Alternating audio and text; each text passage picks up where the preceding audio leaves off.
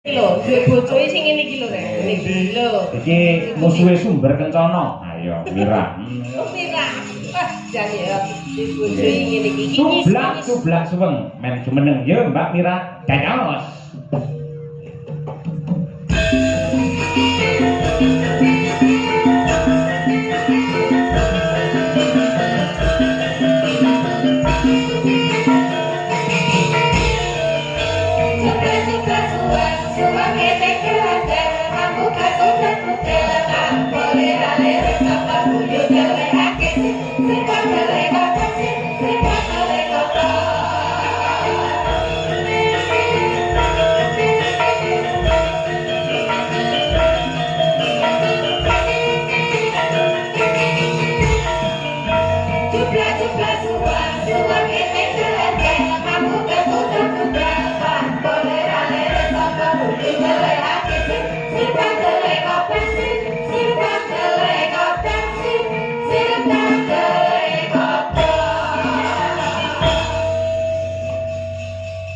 Sugeng dalu.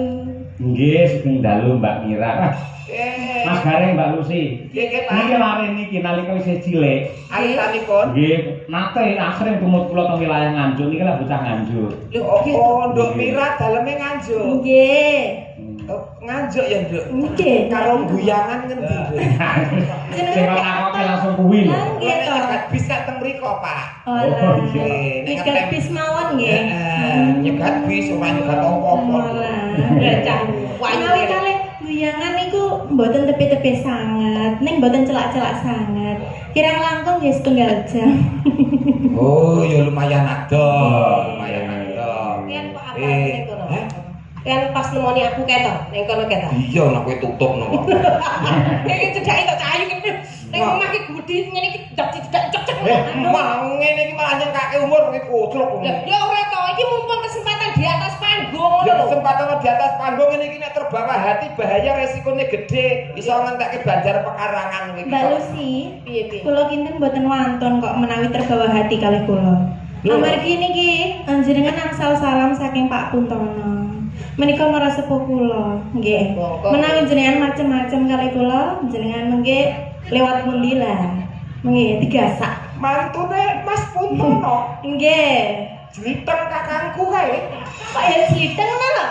Ireng Ya pancen iya sih. Nggih, mboten mungkin wonten anu Mbak Iki ora apa-apa, Nduk. Mergo ning dhuwur panggung kudu los. Lek ora kowe. Hul, Kesempatan. mantune Puntono to? Nggih. Pak Puntono. Wah, mantu e. Iya ora apa-apa. Iya, iya. Gak apa-apa. Masa Aja ngomong-ngomong. anu macem-macem. Mantu ae. Wong sare wong wis. Iya, kok sik alon-alon. Iki di atas panggung los lagune kabeh. Kasar iki alon-alon wae to. Piye to? Lucy. Dhuwur panggung ora apa-apa. Ora disongkoke kok mau. Heh. Ora disongkoke kok maju dhewe. Inisiatif. Wong cedak tak kon jongong ning ngono kok. Anu daleme ngendi Nganjuk. Nggih, asli. Mongko Pak Puntono ki Sukoharjo. Nggih. Oh, saiki tinggale ning Nganjuk. Lho, ya teng Sukoharjo. Oh, datang mriko, Pak. Boyong nang Boyong teng mriko. Riyen kula nderek Pak Cahyo niku tasih umbelen kula. Nggih. Kabare ndek Bener panggung tasih nangisan. Oh, cilikane sing ngomong kowe ki lho, Rek. Nggih jenengan sing nyewoki ngoten kok. Nek atus nggih didusi ngono. Oh, ala Mira sing dempet tak cewoki kae to. Gede saiki. Lah kan pamrih jenengan niku jane nggih napa nggih, Mbah. Gitu Mbah kula jane. Nggih to? Kan priyen sing ngomong kula. Leluhur. Lah nggih to. Wah, jek jebul iki bocah sing dempet kula cewoki nek adus tak dusi nika niki to, Pak. Nggih. Sombong saiki. Loh, Kok iso? saged. Cewek saiki cewek dhewe ora ngakon aku kok. Gede kok. Wis mandiri pribadi kok. Piye-piye sampean umpama duwe Lho lah ya beda to umpamane gathuk aku iki ngono. Umpama mlaku lah ya beda to. Ceritane ra beda. Aku Iya. mlaku terus Pak Cahyo kun tadi tanglet. Iya. Ya ampun Mbak Mira. Nggih Pak Cahyo.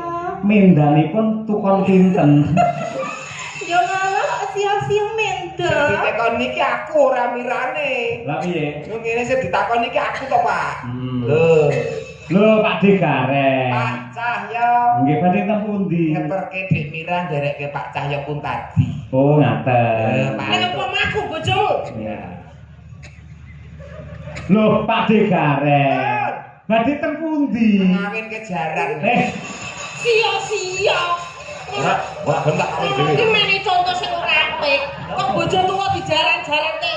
Bojo tuwa iki kanca berjuang. Aku karo kowe iki umpama duwe jaran, wayah ngawinke mula aku karo kowe mlaku golek jaran sing gelem ngawinke jarane dhewe ngono lho. Lah aku kok tuntun muni jaran kok. Ya berarti aku jarane. Lho kowe jaran kudu. Kudu. Kudu ra tok nesu.